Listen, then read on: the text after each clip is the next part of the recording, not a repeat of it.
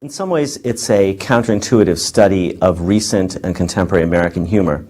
Not all of American humor, not professional humor, in particular sitcoms, stand-up comedy. There's a lot of good work being done on that.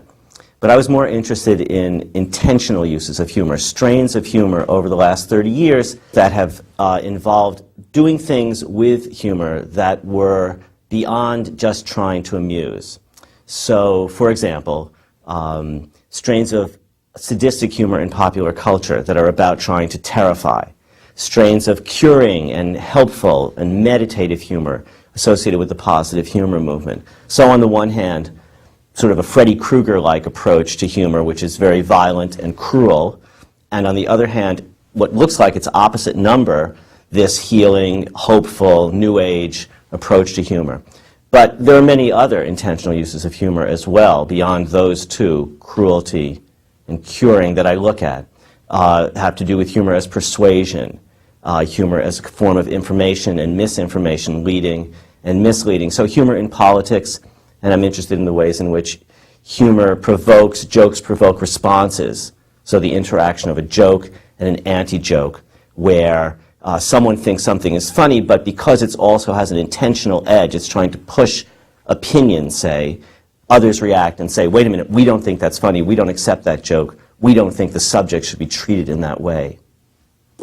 Satire is ancient, right? Juvenal, ancient Roman, said it was impossible, or difficult at least, not to do satire, and we certainly live in times of similar corruption and abuse in which satire is very widespread. But the trend that I noticed that's different, and it suggests a greater level of intentionality, is that you now have the very politicians who are perhaps associated with abuses and corruption mounting campaigns of satire on their own against those who disagree with them or who dare to run against them. And that sort of ramps it up. It's not that the politician is being sort of savaged and lampooned by satirists. Of course, that's going on. But the idea that as part of a campaign, you make your opponent look ridiculous. So in the case of progressives going after George W. Bush for his inability to navigate an English sentence, the various Bushisms, or on the other side, the attempt to make John Kerry seem like a buffoon who is a flip-flopping liberal. He was for the war before he was against it, back and forth on a windsurfer, that sort of thing. So I think that's different, that there is a strategic deployment of humor, and really that's what my book focuses on. Groups and individuals who are using humor with greater intentionality than, say, the stand-up comic does or the sitcom performer. I focus a good deal in the chapter on Bush as a butt, on 9/11, and the effect that it had on American humor. And from my point of view, it was like dropping a kind of cultural neutron bomb in the middle of American comedy. For one thing, in the immediate aftermath of the event, American humor, certainly professional humor, closed down. The New Yorker ran an issue without cartoons. The Onion, a satirical online newspaper, stopped publishing. Satirical shows, there was one called Son of a Bush that was playing at the time in Washington, stopped offering performances. Comedy clubs closed, and it went on and on. The network late-night monologuists stopped performing. We went into a 24/7 news cycle. So things stopped. And when they started to come back, what I think of as the greatest butt shift in American history occurred. So going into 9/11, George Bush, weak president of a contested election, much mocked for his personal inadequacies, but also for the potentially corrupt way in which he came into office, the 5-4 vote on the Supreme Court. The week before 9/11, that kind of humor was rife. Bushisms were everywhere. The weeks after, Bush vanished as a target of ridicule and satire, and when American humor came back on, it was in the run-up to the war in Afghanistan, and we had a new set of butts. It was Osama bin Laden and the Taliban, and that kind of humor flooded the internet and eventually made its way back into stand-up comedy, professional humor, and just went right through the culture. The book is profoundly about trying to establish an ethics of humor, not based on political correctness and the values associated with it, but, if you will, a sort of post-PC ethics of humor. And in doing that, it looks at not so much the idea that a given subject might be taboo or too far or too edgy. That is, in various versions of political correctness, which, by the way, this is another subject, but political correctness is a term largely used by the right as a cudgel against the left. But let's just take the terms of that debate for a minute seriously and say that political correctness, at least as it was caricatured, rejected humor about, say, women or racial minorities or ethnic minorities across the board. It was just, these were not appropriate subjects about which to joke. I'm trying to get beyond that sort of blanket rejection of a subject, but still say that depending on how a given humorist is using humor, it might be a positive thing, it might be a negative thing, it might be an honest and useful thing that advances the debate, or it might be a kind of smokescreen, a kind of logical fallacy that warps the debate and leads us to make the wrong kinds of decisions. So from my point of view, there is no subject which in itself, intrinsically, would be out of bounds for joking, but some uses of humor could go over an ethical line. Let me give you an example of a joke that, from my point of view, is profoundly unethical. And it would be a joke that would be designed to ridicule an idea or a perceived need that is urgent and that we should be acting on. Global warming is an example of this. According to the best science, we are really up against it. We are in a pressure cooker situation where we need to pay serious attention to solving that problem. But if you go to someone like Rush Limbaugh's webpage, you'll find that he's made a small career out of ridiculing environmentalism and specifically Al Gore. Right now he has a little Al Gore's clock time down to doom, and it's running over a 10-year period, ticking off the seconds. That would be funny if we weren't, in fact, headed towards some very serious problems, which we need to deal with in a straightforward way. Now, that doesn't mean you can't joke about environmentalists. They can be extreme. They can have absurd positions also. But if it's a way of not attending to our problems, then that kind of joking is profoundly immoral. Well, I think Ann Coulter is another example. I don't regard her as a humorist either, but that doesn't mean that she is incapable of using a certain kind of satirical, comic language to make her points and perhaps to be more fetching. And when she does this, her characteristic expression is a sort of smirk. And when she went after the 9/11 widows and said that the press that followed them were the griefer-Nazis and called them witches, it was all with a twinkle and a smirk. And that would be okay, I guess, but it becomes immoral, it becomes unethical, because those 9/11 widows, as part of and in relation to the 9/11 Commission, were trying to get us to take seriously the real threats to domestic security and to do more about Homeland Security than the Bush administration, with its militaristic response to the problem, is actually going to do. So if she uses humor to discredit the 9/11 widows, and it's persuasive, it puts the country at risk. What's so ethical about that? The reason for taking some humor seriously, for slowing it down, and for inserting between the joke and your laughter some consideration of what that humor might be doing other than just amusing you, is that humor can operate and have real effects in the world. Humor is persuasive. Now, it's not so persuasive that you can sell anybody anything by joking about it. Clearly, if that were the case, every commercial on television would in fact be humorous instead of just some of them.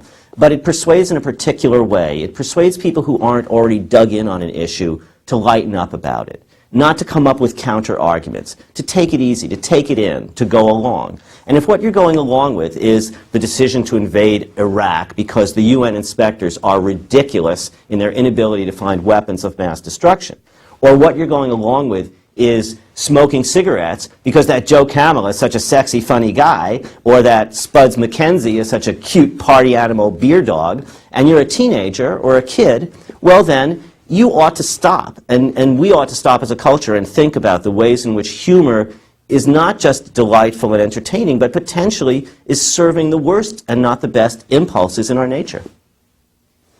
Well, the interesting thing about doing humor research on contemporary subjects is that it's a little bit like hanging 10 on a surfboard. Your toes are curled around the front of the board and the world just flies by you at astounding speed. Something is always happening. Stories break. So the framework that I set up in Cracking Up, which looks at jokes and responses to them and starts to pay attention to how much it is possible for jokes to spark controversies, in a way prepared the foundation for understanding something like the response throughout the Muslim world of the Danish cartoon controversy. I think it's very serious business, and I think it's very complicated. Not all of those cartoons are humorous. Not all of them were intended to be humorous. Some cartoons are quite serious in their nature. But a few of them were comic as well as making serious points. The one, for example, which shows Mohammed as a small man on a cloud addressing himself to a little line of smoking suicide bombers who are trying to get into heaven, and he's saying, "Stop, stop, we've run out of virgins." Now, that joke kind of goes down pretty well in secular Denmark, and it played pretty well over here. There's been lots of Muslim virgin humor in American television comedy and in comedy clubs over the last few years also. But the same joke is clearly provocative across the Muslim world. Should we therefore not tell such jokes, not publish such cartoons?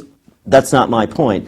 My point would be we shouldn't be surprised when a joke comes in for this kind of violent response. Because all of us, you don't have to be a devout or fundamentalist Muslim or Christian to feel that there are some things that you just don't think are funny.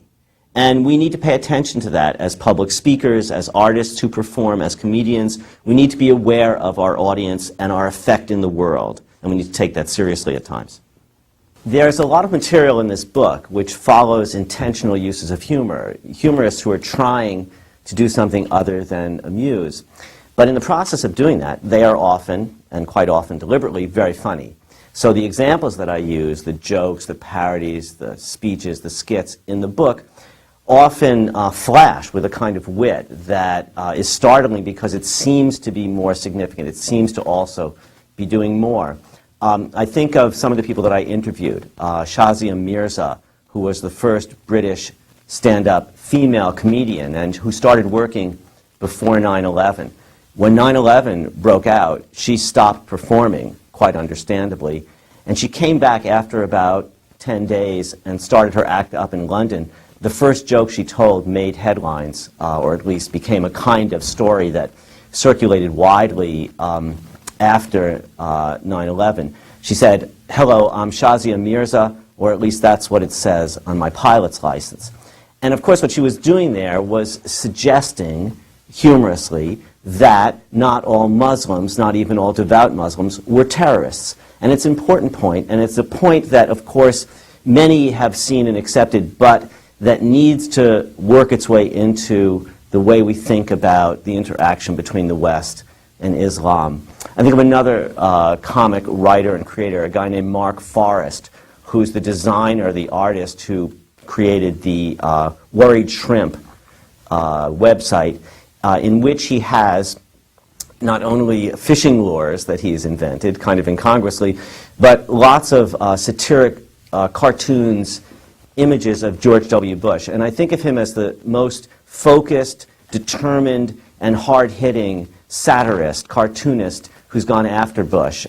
So the work that he does, I feature a cartoon of his called Mad Cowboy Disease, which shows Bush in the famous mission accomplished pose. But the way that the image of Bush has been altered is both very funny and very pointedly disturbing. And I think of all the humor consultants that I write about in the book, people who are out there trying to make a buck by selling humor and by pumping up its values and its virtues. Some of them are hilarious, determined to be so, and some of them are quite funny in spite of what they're doing because the kinds of jokes that they offer seem so silly in themselves. I think in a way what's new about Cracking Up from a methodological perspective in terms of previous studies of humor, political humor, social humor, humor in and between groups, is that I pay a good deal of attention to work in psychology and recent empirical work in the sociology of humor. So when I talk about things like humor and persuasion, I'm not making it up. I'm not coming up with my own theories of how humor is or is not persuasive. I'm drawing on work that's been done with humor in advertising, with humor as a persuasive technique in various kinds of exchanges between individuals and groups. And the same thing is true in a number of other areas where I draw on contemporary humor research. So I think of this as a cultural study, but one that draws a good deal of its grounding not from sort of common sense ideas about humor, which I tweak in the book, but from valid findings of recent research. And humor research is very lively. It's ongoing at a number of universities. And the results that have come out in the last 10 years really do change the way we think about the personal and social functions of humor. I suppose my favorite comedians working today are people associated with Comedy Central, like Dave Chappelle and Louis Black and Jon Stewart and Stephen Colbert, because I see them writing satire and using humor as social commentary to advance causes that they believe in and which most of the time I believe in too. So to a certain extent, an ethics of humor is about noticing what the humor is doing and saying, okay, is this a good idea? Should we be using humor to ridicule this or ridicule that? And it's not that everything doesn't deserve a certain amount of ridicule. From some point of view, all of us are at times ridiculous. But still, the tendency of certain lines of joking can push political debate, can push public opinion away from what needs to be seen, what needs to be the subject of concern, and distract us with a kind of circus-like, clown-like show, which may in the end, we may look back and think, we wish we hadn't been distracted in that way. Lenny Bruce is for me, he's a model of a comedian who had a sense of what he was trying to do in the world. Lenny Bruce was amazingly heroic, from my point of view, in being willing to put his body on the line for satire. And that's a very rare thing, at least in American cultural context. I think the transgressive comedians who work today, like Sarah Silverman, for example, although they are more outrageous on the surface, they take fewer risks. They know they're not going to get arrested. She does know that she's not going to get arrested. And so her edginess becomes a kind of performance which seems very pat and in a way seems to put her less out there in confrontation with something.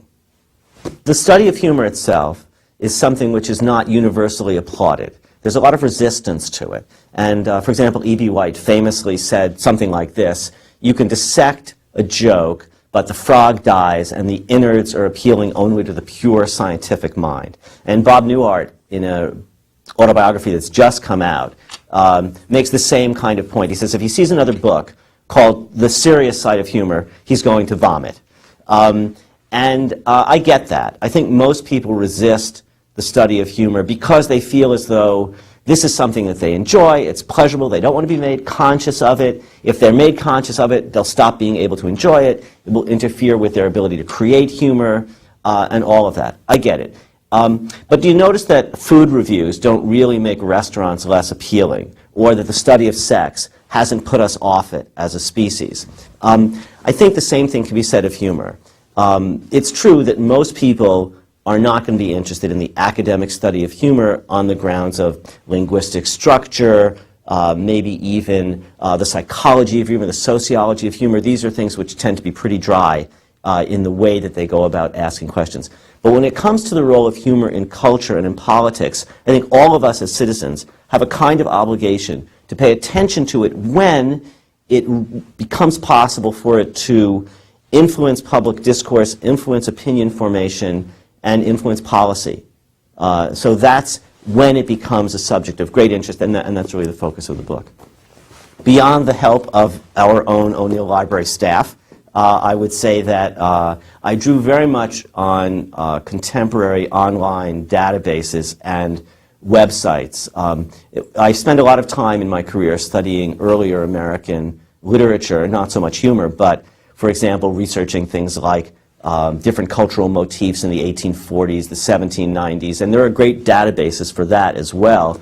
But when you're working with contemporary materials, a whole world of information, which of course you have to filter and digest, but a whole world of information is instantly available to you. And almost anything you're looking for. If you want to find out, as I did at one point, what is the current state of thinking about Jesus? Was Jesus a laughing deity, or was Jesus a serious and somber figure? Well, you can find websites associated with ministries that are all about the laughing Jesus. And you can find websites where they're selling pictures and T-shirts and buttons and all sorts of stuff picturing this laughing Jesus of theirs. On the other hand, you can find other ministries where they are railing about the laughing Jesus ministers and thinking that those people are actually satanic. So this is just one example. I mean, a delightful thing about this book was how much it brought me out into discussions with actual humor creators. So instead of talking about humor in the abstract, in general terms, I could interview folk singers who wrote sort of Save the Tree folk songs and folk singers who wrote To Hell with the Environmentalist folk songs. And I could talk to comedians who worked, Muslim comedians, say, who do material associated with 9/11, with terrorism, but they work in the West, in England or the United States. And so the web becomes not only a source of information, but a gateway to talking to individual people. All of that was, I mean, you can't do this kind of research without that resource. So it was just a huge adventure for me. The book brings me back again and again to look at moments when the use of humor seems to go beyond its mere amusement potential and to be fraught. There's more at stake. There's more involved. And if you slow down, you start to notice what the joke, what the satire, what the parody is trying to do to you. What is it trying to make you think?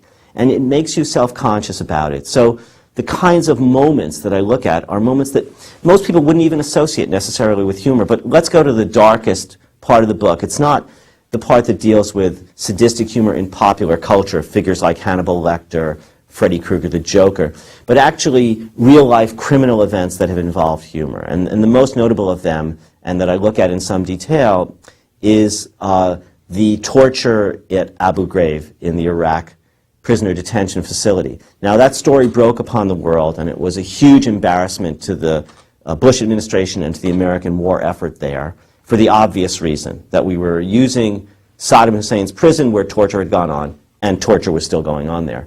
But when you go inside that story, you notice not only that satirists on the left and the right were making fun of their opposite numbers, ridiculing the Bush administration as hypocrites and torturers, or defending the Bush administration, and sometimes even defending the torturers. Don't make too much of this. Dennis Miller, Rush Limbaugh, both went after it that way and tried to say, what's the big deal here? It's no worse than a fraternity prank, Rush Limbaugh said.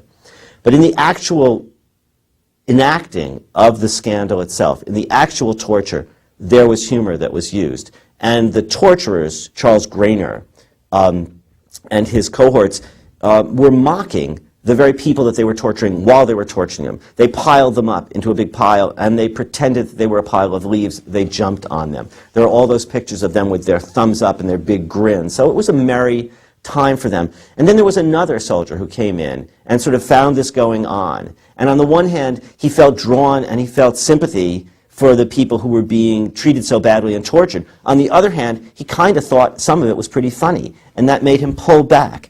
And that's the kind of moment, the moment when you don't know whether this humor is acceptable to you, that I want to call attention to, and in a way I want to recommend. I think that particular soldier who found himself torn between them, better armed and better skilled at thinking about the ethical implications of the worst uses of humor, would have been better prepared to deal with that situation in a way that